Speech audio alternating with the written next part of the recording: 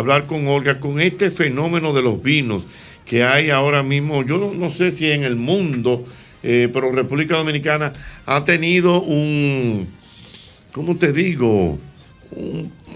Ha habido un cambio de hábitos en ese consumo, ¿cierto? Correcto. Si hablábamos de vino hace 10 años, más o menos aproximadamente cuando inicié pues la carrera, diríamos que de 10 personas que podíamos estar reunidas en un salón, 2 como mucho podían consumir vino, o sea, de manera frecuente, y que les interesaba aprender sobre vinos. Ahora crece el porcentaje. Ahora hay más personas que realmente, digamos que más de la mitad en un salón de 10 personas. ¿Pudiéramos hablar de un ABC del vino, Olga? Sí, claro que como sí. ¿Qué pudiéramos decir? Por ejemplo, esa ¿Qué es información, el ABC del vino? Es una especie como de información básica realmente del vino. ¿De qué tú me puedes hablar en ese sentido? Bueno, empezando por la elaboración. O sea, si nos imaginamos que estamos en una bodega y la elaboración del vino es bastante sencilla, aunque hay algunas bodegas que tienen decisiones ya internas que pues perfeccionan un poquito el proceso natural y básico de ellos. Imagínense que somos viticultores, ya tenemos todas nuestras uvas listas para la fecha, para recolectar. En el momento en el que se recolecta, esto se llama vendimia, ese es el término correcto a usar. Incluso la vendimia es el año que vemos en cada botella. Lo especifico porque hay personas que entienden que es cuando el vino sale ya al mercado.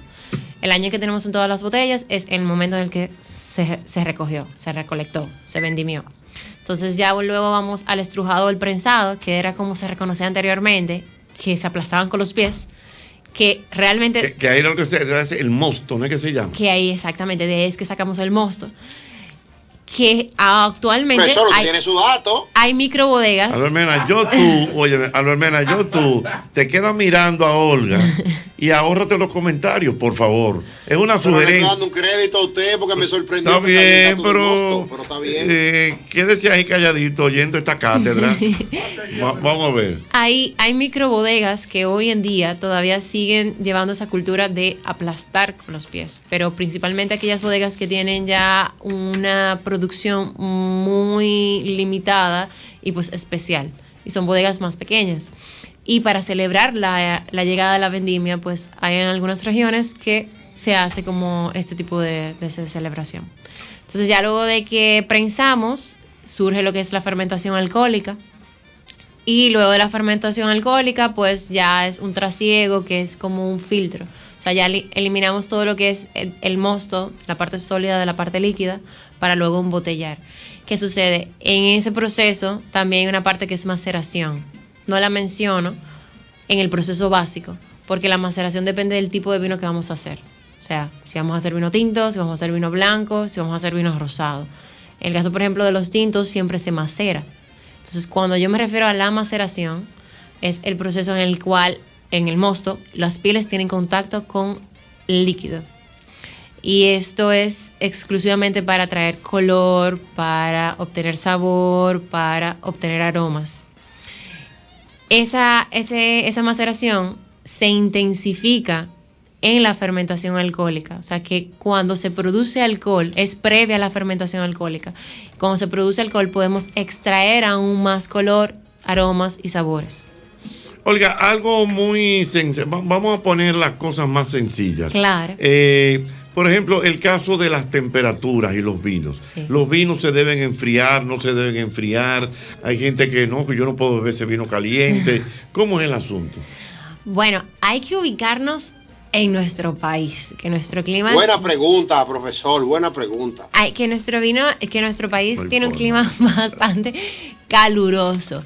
Entonces, cuando hablamos, por ejemplo, de vinos espumosos, para empezar de los que se refrescan más a los que se refrescan menos. Vinos espumosos vamos de 6 a 7 grados, como 8 aproximadamente. Ya cuando hablamos de vinos blancos, ya vamos aumentando y vamos llevando la temperatura a 9, 10, dependiendo del tipo de vino. Mientras más 9, ligeros... 10, 9, 10 lo blanco. Correcto, 9, 10. dependiendo del tipo de vino. Si por ejemplo tenemos vinos muy estructurados, como un Chardonnay, que tienen vinos blancos con mucha barrica, como son los españoles, que normalmente tienen mucha estructura, entonces ahí sí solemos darle un poquito menos de temperatura, de cerca de 10 o 11. Los rosados estarían entre 10, 11, 12 dependiendo, y ya los tintos de 12 a 13 grados aproximadamente. ¿Cuál es el mejor vino, Olga? O sea, se dice que el mejor vino es el que a ti te gusta. Sí, es así, es el que más a uno le gusta, igual que la comida, igual que estábamos hablando anteriormente. Ya eso depende de si le gusta, por ejemplo, el café con leche o sin leche. Es así mismo. Ok, se rompió entonces aquel mito de que marisco con vino blanco, carne con vino tinto. Sí, totalmente. Hoy en día el consumidor tampoco busca que lo encasillen en ese tipo de maridajes ya antiguos, que es simplemente carne blanca con vino blanco, ensaladas con vino blanco, carnes rojas con vino tinto. Ahora hay incluso embutidos que si lo consumimos con vinos tintos potentes, como creíamos que era un buen maridaje, les salen unas notas de hierro que son desagradables para el comensal. Entonces, realmente ahí nos damos cuenta que no todo era como se creía. ¿La copa es importante a la hora de disfrutar un buen vino, Olga? Muchísimo. ¿Por qué? Muchísimo, porque depende de la porosidad de la copa. Mientras más cerca, o sea, si la copa es de cristal, los poros son un poquito más abiertos y por lo tanto hay una microoxigenación que se necesita en la copa para que el vino abra y podamos sentir los aromas, los sabores pues más intensos. Se oxigene, esa es la palabra correcta. Cuando usamos copas de vidrio, los poros son súper pequeños, entonces, y el material es súper grueso. Y el vino no se oxigena de la forma adecuada. Incluso podemos hacer la prueba de copas de cristal y copas de vidrio y vamos a sentir más expresión aromática en una copa de cristal que en una copa de vidrio. Si lo ponemos a prueba. Es más, podemos hacerla hasta con la taza de café.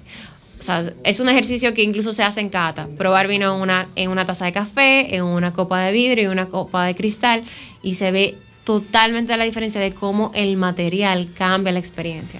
Olga, nuestro querido Amaury Jaibar es un fanático del vino. Es nuestro control técnico, coordinador. El coordinador técnico de este programa, es un amante del vino. Y él anda siempre con un decantador. O sea, él coge una botella de vino, lo echa en un oxigenador. Un oxigenador. Es válido, es válido. Sí, es válido, sí, son diferentes porque el oxigenador va directamente en la botella y el decantador pues es el artefacto de cristal, pero ambos cumplen con el mismo objetivo, que es oxigenar el vino. Correcto, está correcto entonces. Olga, otra pregunta, así, porque estoy aquí con ciertas inquietudes. Cuando yo abro una botella de vino, ¿en qué tiempo es preciso uno servirse o dejarla que se oxigene un poco? Bueno, a mí personalmente, o sea, yo no suelo usarlos, a menos que... ¿Cómo que usarlo qué? El decantador. No. Olvidemos el decantador. Ok. O sea, abrí una botella de vino. Me voy a tomar una botella de vino. ¿Le debo dar algún tiempo para que se oxigene o lo puedo servir de una vez? No, lo ideal es que el vino se le dé un chancecito a que se oxigene. Ahora, cuando lo descorchamos y servimos en copa, ya hay una oxigenación. Incluso el choque que va de la botella a la copa ya rompe éteres y permite una oxigenación. ¿Se puede guardar el vino tapado? O sea, por ejemplo, abrir una botella de vino. No es recomendable. No es recomendable. O sea, el vino, dependiendo de las herramientas que tengamos, puede durar o puede realmente perderse. Si lo tapamos con el mismo corcho, el vino no pasa de 2 días, dependiendo de la intensidad del vino. Y estoy hablando de un vino bastante potente, porque realmente puede que al otro día hay algunos vinos que sencillamente no se puedan dar descartados. No dañados, pero ya han perdido demasiadas cualidades y características por el oxígeno que está ya dentro de la botella. Hay otros artefactos como bombas de vacío que son tapones plásticos. Con su bomba se succiona parte del aire, no todo porque no es totalmente perfecto, y ahí puede durar un poquito más de tiempo. Muy bien. Olga, mira, tengo este panel lleno. Yo sé que hay muchas inquietudes. Por favor, si le pueden poner un audífono a Olga para que responda a inquietudes que hay de los oyentes en Twitter, ya tú sabes. Mamá, sí. Los tigres. Los tigres. ¿Que dónde ella estudió eso? ¿Dónde ella estudió? ¿Que dónde tú estudiaste eso? Yo me certifiqué en WSET, eso es una institución de Londres. Aquí es una certificación online, pero aquí localmente sí estudié desde que empecé a trabajar en la Enoteca de Vinoteca, que fue en su momento. Sí, muy bien, bueno, ya lo saben. La gente, bueno, Dios mío, bueno, déjame ver. No puede ser, sí. Tu Instagram, tú tienes tu Instagram que da. Claro. Señores, pero que yo lo sé, Jochi, yo lo sé. Pues tu Instagram, Olga, que si tú das consejos de vino por Instagram. Claro que sí. Bueno, pues dar tu Instagram. Mi Instagram lo pueden encontrar con mi nombre, Olga Fernández, o Wine Talks.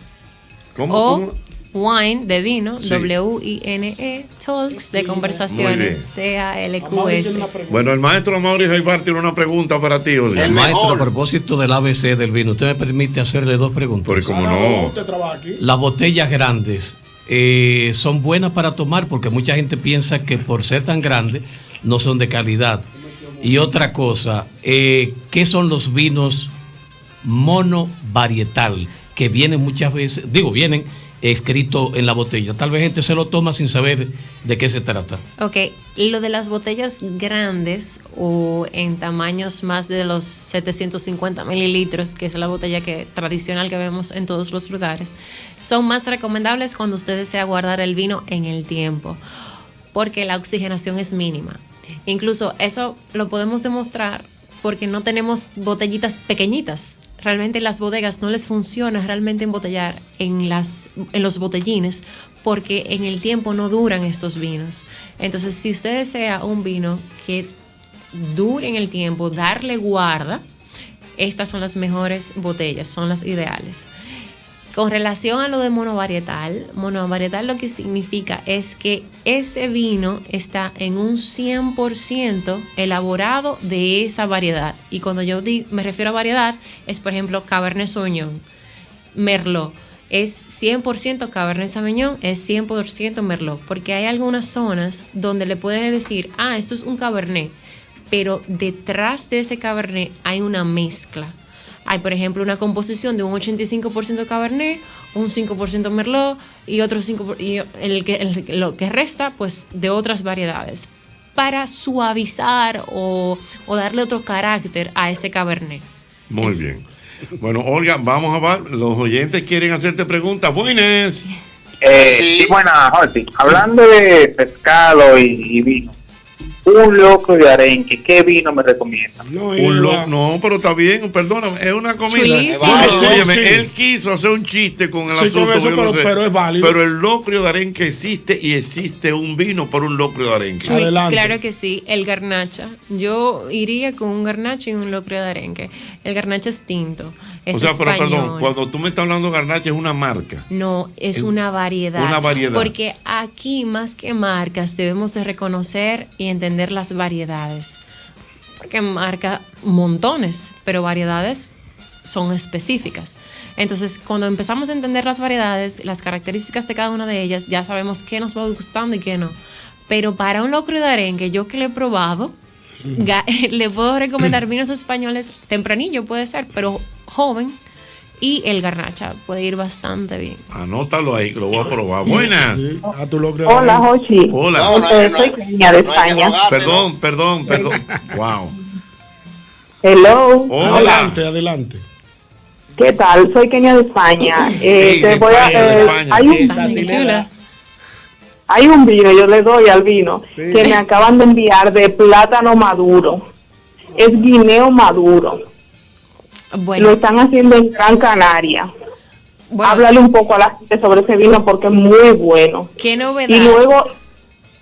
Y luego otra cosa. En Cartagena han encontrado una uva que usaban los romanos y se está haciendo un vinito muy bueno en Cartagena, España. Muy bien, bueno. Ella dice, ¿tú conocías eso, Olga? Bueno, eso entre otras. Lo que pasa es que ellos le dicen vino porque es un producto fermentado, pero en realidad no se le debería de llamar vino. Ya para fines comerciales sí le ponen vino de plátano, vino piña, vino no, o sea, eligen otra fruta. El vino es con uva. Pero el vino para ser llamado vino tiene que venir de uvas, de vitis vinífera específicamente. Muy bien, bueno. ¿De dónde me hablas? De Manhattan. De Manhattan, Nueva York. ¿Qué tú opinas de los vinos Malbec? Bueno, el Malbec es una variedad que originalmente viene de Francia, pero tomó hogar, como así decirlo, en Argentina, y es donde mejor se ha, pues, elaborado. El Malbec es una fruta. El Malbec es una variedad. Como decir Cabernet, es como decir Sauvignon Blanc o Merlot. Es una variedad, es un tipo de uva. Entonces, esta uva es bastante intensa, es bastante aromática, es bien astringente, es tinta. Y va muy bien acompañada con carnes. Por eso siempre vemos que restaurantes argentinos o restaurantes que están orientados a carnes a la parrilla, carnes rojas, tienen mucho Malbec porque van bastante bien. Otra llamada internacional, estaba en Nueva York. Ahora, ¿dónde estoy? En Miami, Jocheta. En Miami, dígame Miami. Quiero que Olga explique un poco del sistema Corban, que explique qué es por... ¿Del sistema? De gol que uno se le pega de que uno va a Venecia y me vendieron unas copas de vino que costaban 27 euros porque estaban guardados bajo el sistema Corban. Corban. Ok. Sí. Exactamente. Sí, lo que pasa es que, bueno, dependiendo del idioma, se dice Coravin o Coravin. Pero es un sistema bien chévere, es algo nuevo, novedoso. Es una aguja que se inyecta en el corcho. Es para vino. El corcho del vino. Del vino, exactamente, sin descorcharlo. Simplemente se inyecta. Entonces, al inyectar esta aguja, la aguja introduce gas en la botella y expulsa el vino, creando una atmósfera sin olor, sin ningún tipo de químicos que altere el vino, pero que genere un espacio para que el vino pueda durar más tiempo de guarda. Principalmente eso se usa para vinos que son para guarda, son para envejecimiento y queremos ver cómo va evolucionando en el tiempo. Entonces el sistema realmente es un poco costoso y me imagino que por eso el precio de la copa. Ya. Pero normalmente son vinos ya de alto, ya de alta guarda. Ya más elaborados. Otra llamada internacional, buenas. Buenas noches, hablo de New Jersey. New Jersey, dígame New Jersey. Una preguntita para Olga. Olga, háblame un poco del Pinot Noir, porque desde que lo probé me quedé ahí. Yo era muy Cabernet, pero probé el Pinot Noir hace años y más nunca me he podido salir de ahí. Muy bien. Wow, que pase de Cabernet a Pinot Noir es súper sorprendente, porque el Cabernet es una variedad súper potente y bien astringente, y el Pinot Noir es una uva bien noble y es más afrutada, tiene una mayor acidez que una astringencia. Entonces el Pinot Noir es muy delicioso. O sea, por así decirlo, es más suave. Es más suave, quizá eso es lo que le ha gustado. Suave en boca. Pero, o sea, por eso es la sorpresa, porque pasar de Cabernet a Pinot Noir es como dar un salto grande. Entonces, el Pinot Noir es francés, el estilo francés es pues más afrutado, muy buena acidez. Hay buenos también Pinot Noirs chilenos que ya tienen otras notas verdes, muy típicas del terreno de Chile, que también son bastante interesantes. Todo depende de la zona y del gusto. Y los más afrutados, con un poquito más de frutosidad, los californianos. Muy bien, bueno, vamos a ver, hay muchas inquietudes por lo que veo. Esa uva incluso, me gustaría decirlo, es un poquito ñoña. Se determina como que es la uva más ñoña, porque dependiendo de la zona, pues ella se da bien o se pone muy, muy tímida.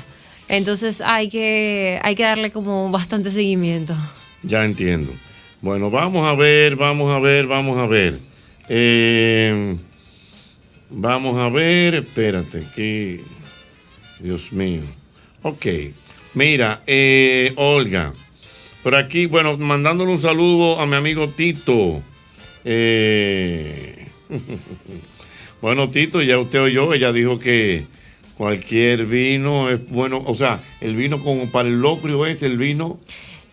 Para el arenque, Ajá. La garnacha, o sea, yo recomendaría la garnacha y también un tempranillo joven, pero más garnacha. Te preguntan por aquí que menciones 5 o 6 Cabernet, Merlot o Tempranillo.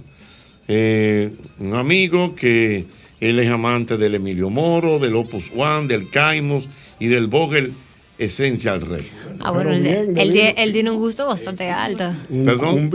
Él tiene un gusto bastante... Todos son buenos. Yo que no sé de vino, lo conozco a todos. El mixto, realmente, porque ha hablado mucho de California y pues de España, básicamente. Pero si hablamos de marcas, a mí no me gusta mucho hablar de marcas. Ya, ok. A mí me gusta más hablar de zonas. Ok. Si, por ejemplo, podemos hablar de en California, en Sonoma, Napa, ya bodegas que él incluso mencionó, lo del Opus One, por ejemplo, es una de ellas. Si hablamos, por ejemplo, del Cabernet chileno, del Cabernet argentino, dependiendo de las zonas. De las zonas, sí, correctamente. ahí sí me enfocaría más que en marcas. Muy bien, mira. Mendoza, se da muy bien el Cabernet y el Malbec, ambas. Es una muy buena sola. Y el Torrontés como vino blanco. Muy bien. Mira, el amigo Santana Martínez dice que si es correcto oler el vino antes de tomarlo.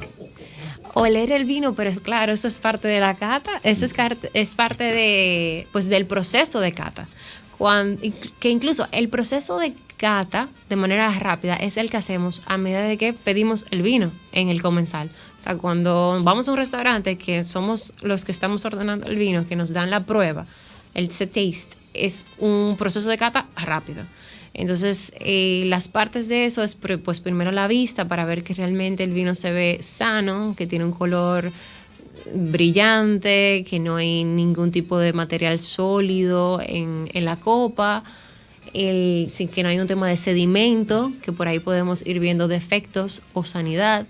Ya luego pasamos a la parte del olfato, que es la más importante, porque en el olfato podemos determinar si realmente el vino está en muy, muy buenas condiciones o en malas condiciones, o le ocurrió algo en su proceso de traslado.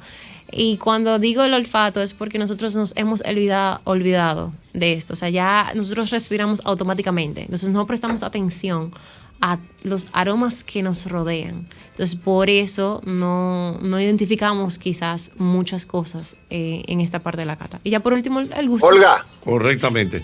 Bueno, vamos a hacer 2 últimas preguntas para Olga. Olga. Ajá. Sí. Adelante. Una pregunta, Olga, no sé si lo dijiste ya. Cuando tú descolchas el vino, por ejemplo, ¿hay un tiempo prudente como para que el vino respire? Yo de inmediato me lo puedo servir en mi copa. Ya lo hablamos eso, profesor. Sí. Bueno, Albert Mena, Sí, pero por eso dije, pero no lo escuché. ¿Qué hago? ¿Qué vamos a hacer con Una Albert? batalla. Pero una Albert Mena, batalla. tú te estás convirtiendo en batalla. Pero ya hablamos de eso. Ella dijo que sí, que hay que dejarlo un ratito. ¿Y qué parte ustedes no entendieron que yo no escuché? Dios mío. Dijo Albert Mena, ella dijo que sí, que el vino hay que dejarlo un momentico para que respire y se oxigene. Eso no es un tiempo, dígame el tiempo. Qué 10 barbaridad, minutos, la 15, batalla de 20. Albert. Bueno, para responder, dependiendo del tipo de vino. O sea, si hablamos de vinos jóvenes, vinos que no han tenido tanto envejecimiento o vinos rosados, puedes pues abrirlo, servirlo y pues dejar el vino abierto, nunca ponerle el corcho para que se siga oxigenando. Olga. Y lo sigas tomando. Bueno. Pero, por ejemplo, vinos elaborados, o sea, ya de altos meses en barrica, 24, vamos a decir meses en barrica, aproximadamente 16, por poner el ejemplo, ya depende de... Una batalla, sí. Ya depende de ti, ya son tiempos de 30 minutos, Es lo que está viendo 1 el sur. hora, 2 horas. Hay vinos que incluso deben decantarse y dejarse por más de 6 horas oxigenarse. Wow. Olga, me pregunta un amigo. Ha causado buena sensación, buena impresión claro. tú. Sí. De hecho, comunica muy bien. Y un gran periodista dominicano como nuestro querido amigo José Francisco Arias. Chico Arias pregunta que si tú entregaste tu vida al estudio del vino. Bueno, lo que pasa es que el vino me apasiona. Exactamente. Entonces, cuando uno le apasiona algo, pues ya todo lo demás corre con mucho cariño y con mucho entusiasmo. Pero espérate que tengo otra pregunta. Adelante. De un amigo fino, nuestro amigo Tambora. Señores, debiste decir el nombre porque Fino y Tambora como que no combinan. Pero Tambora con cariño. Pedro, ahora sí. El amigo Pedro. No, el apellido no viene a colación. Pedro, ok. El amigo Pedro pregunta. Exactamente. Que dónde él puede conseguir un vino de la uva Late Harvest, que es para maridar con postres. ¿Cómo? Okay. Pero está fino, Tambora. No, o sea, tú sabes lo que es maridar con. O sea, él comerse un pedazo de bizcocho con una copa de vino. No, riquísimo, eso es una experiencia gastronómica, claro. Ahora sí voy a hacer la aclaración. Late Harvest no es una variedad, es un tipo de proceso. O sea, por ejemplo, yo puedo hacer un Late Harvest. Este mundo es grande de los vinos. Ahí sí me perdí. Te dio vuelta el cerebro. Tú no entendiste nada, Mauri, vas tú a seguir. Tú no entendiste nada, Mauri. A Mauri no entendiste. Es por ejemplo, como decimos blend y red blends. Okay. Eso es un estilo de vino. O sea, tienen un proceso diferente. Entonces, por lo que tú dices, eso, por ejemplo, si yo quiero eso, yo tengo que tú me recomiendas, mira, cómprate tal cosa. Exactamente. O sea, sí, por ejemplo, cuando hablamos de, yo quiero un vino de postre y yo quiero un vino que sea late harvest, lo que quiero decir es que yo quiero un vino de postre que sea bajo el estilo de vendimia tardía. Vendimia tardía es como, si vamos para atrás, vendimia era recolectar. Entonces son uvas que fueron recolectadas posterior a la fecha. Entonces se sobremaduran y por lo tanto más maduración son más azúcares. Wow. Entonces la uva es más dulce y el vino es más dulce. Nuestro amigo Néstor Caro. Ese sí. Es conocedor. Sí, conocedor. Hay que dar. Señora, hay unos gurús. Dice Néstor Caro que es muy interesante tu participación, Olga. Tienes que volver por aquí. Tienes que volver ya. Tienes que volver. Olga, pregunta a un amigo, Olga. Qué barbaridad. No, porque no soy yo. Tú sabes que yo no soy. No, yo sé. Chino Méndez. Relajo. No, Chino Méndez. Tú eres un hombre muy viejo. Señor mayor. Un hombre mayor de la radio. Tienes que respetar. Te quiero, Chino. Dije, pregúntale al vino piña. ¿Qué pasa? Que la fuerza va a seguir. Olga, la fuerza es un vino. Muy bueno, muy bueno. Eso es un vino. Tiene un proceso diferente, pero está. Y perdón, pero espérate, yo pensé que, pero yo siento como que la fuerza se está vendiendo mucho, Olga. ¿Qué sí se está vendiendo? A nivel de 1 millón de cajas por los años. Lo tengo en datos. Que no lo vende nadie. 1 millón de cajas se vende al año de vino a la fuerza. En los barrios. Claro. Además se puede hacer una sangría, con vino a la fuerza. Ajá. Lo que pasa es que el proceso de ese vino es distinto. No es igual que un vino tranquilo. Pero se puede seguir llamando. Finalmente, última pregunta. Me pregunta un amigo que el vino viene todo regularmente con su corcho. Sí. Pero hay vinos que vienen enroscables. Sí, la calidad del vino que viene enroscable, ¿cuál es? Con relación al del que viene con corcho. No tiene absolutamente nada o muy poco, para no decir nada, ¿verdad? Para no dar una respuesta absoluta. No, tiene que ver muy poco con la calidad. Exacto. Porque hay muchos vinos que realmente por un tiempo donde el corcho, el proceso de la elaboración del corcho es algo que conlleva años. Entonces, pues para tomar medidas más a favor del ambiente, muchas bodegas decidieron realmente hacer ese cambio. ¿Qué sucede? A hacer uso de taparrosca, lo que realmente evita es que el vino se oxigene más. Entonces, con el corcho hay unos microporos que son agradables para la oxigenación del vino, que son necesarios incluso. Entonces, la taparrosca lo que evita es esto. Entonces, ¿qué sucede? Hay algunos enólogos, productores, que no les interesa realmente hacer uso de las taparroscas porque requieren que su vino realmente tenga una evolución en el tiempo y reciba esa microoxigenación. Entonces, normalmente los vinos que vienen en taparroscas son vinos que son frescos o se pueden tomar frescos. Y cuando me refiero a frescos, es, por ejemplo, añadas recientes. Por ejemplo, si hablamos de 2018, de 2017, o sea, son vinos que perfectamente se pueden consumir a los 2 años, 3 años y no tienen ningún problema. Incluso duran más que quizás uno que tenga corcho de ese mismo año en el tiempo, por lo mismo que estoy diciendo la microoxigenación, pero no tiene nada, tiene muy poco que ver con, en realidad, con la calidad. Simplemente están destinados para vinos que se deben de consumir antes. Excelente. Muy bien, pero excelente tu participación, Olga. La gente Muy le ha bien, gustado. muy bien, excelente. Te expresas muy bien. Veo como mucha gente tiene preguntas, inquietudes alrededor del vino. Respondiendo justamente a la primera pregunta que usted hizo, o sea, ese interés ha crecido más ahora. Ahora vemos más grupos de vinos, que se forman más peñas de vinos. O sea, ahora en Instagram vemos una serie de clubs que las personas arman para seguir incursionando. O sea, está el tema, por ejemplo, mi página, por ejemplo, está relacionada o lo que quiere es crear una comunidad de mujeres que se acerquen más al vino. Hay otras, por ejemplo, Los Enojados es una que acerca más a los hombres al vino. O sea, hay comunidades ya abiertas que desean, pues, evolucionar y hacer que Olga, una pregunta, el consumidor crezca. Cuando pueda, por favor. Sí. Adelante, Pacheco. Usted sabe que hace un tiempo aquí se comercializó y en estos días vi que fue como relanzado. Eso, el vino piña, eso es inexistente, ¿no? Lo que pasa es que... No hay forma de darle. Pero acabamos de hablar de eso. Pacheco, tú estabas en coma. Señor, ¿y qué es lo que están en todo? Ok, Pacheco, cuídate, mi hijo. Pacheco está querido. No, espérate. Profesor, permítame. No, mi amor, porque entre tú y Albert no puedo. El vino relajo. El vino piña. No, ya. Ay, Dios mío. Terminamos con una pregunta niña bonita. Joven, bonita, hablando bien. Hablando de unos vinos. Conocimiento. De conocimiento. El vino piña. Dame razón. Pero me gustó el de ahorita, del locro de arenque. Sí, eso fue. Un locro de arenque. El vino piña es una realidad, ¿eh? Bien, oye, al otro. Bueno. Olga, gracias por estar con nosotros, de verdad muy interesante. Gracias. Tenemos que coordinar una próxima visita aquí al programa. Ya lo suyo una consulta personal. No, Albert Mena. Albert Mena, tómate la tarde. Oíste, Olga, nunca consulta personal con Albert. Okay, acuérdate que ya yo dije que Albert no es... déjame yo callar. Gracias, Olga, un placer conocerte. Muy bien, me encanta gente joven con tanta preparación y apasionada por el vino. Es lo más interesante. Gracias a ustedes por, pues, la invitación y bueno, pues a la disposición en otra ocasión y así podemos catar en persona siempre un bueno. vino y así hablamos, así tenemos como una microcata en el programa. Me parece excelente la idea, una microcata. Sí, está muy bien. ¿Tú sabes lo que es una cata, verdad, Ñonguito? En la casa mía había una gata. No. Una cata. No, cata, no te sé decir. Para no hablarte mentira. Eso es de karate.